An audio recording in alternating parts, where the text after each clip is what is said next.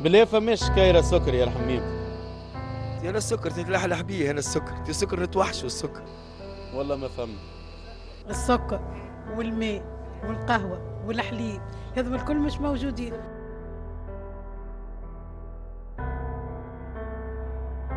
حوانت المخروط ناس سكرت، ناس عباد روحت سكرت ورجعت نهار الأربعاء هذه.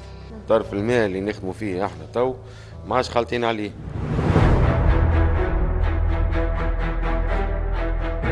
لا سكر لا حليب لا تاي، ما فما شيء في تونس. 30 معمل نتاع الماء معدنيه، معناها الكل معناها نقص عندهم الماء. حتى الجازوز والماء الصغير ما فماش، ماء كبير ما فماش، حتى شيء مسكرينها البلاد. صاحب قهوه اللي نستهلك فيه ايسونس بالكرهبه باش ندور على المجازلات من غير ما نسميه، اما اللي نقعدوا في الحشمه كي معمل باش تهز 10 و 15 لوحه باش لازم تخلص كراك مازوتك دنيتك، واحد يقول لك كان عجبك عندي لوحه ولا اثنين. فماش سلعه باش نعملوا لها احتكار. شدني واحد قال لي هذيك الثانيه زيت عليك ناطري انا. تحب لي قداش من نهار وانا نلم بزوز كيلو بزوز كيلو اللي نلم 50 كيلو نطيبهم باش نرجع نخدم. تقف الخدمه على الناس الكل، على القهوه جايه، على احنا دي كوميرسيون نخدموا في الديستريبيسيون تاع القهوه. تو كنت نخدم ب6 خدامه، تو وليت نخدم بزوز. تجي قهوه تقول اعطيني قهوه، يقول لك ما عادش تعطيني في القهوه، انا السكر ما عنديش باش نعمل به. السكر موجود في الشركات والشركات يبيعوا فيه مارشي نوار. مدعم لو صلى عليه للمواطن، لو صلى عليه اللي نخدموا نحن اصحاب الصنعه،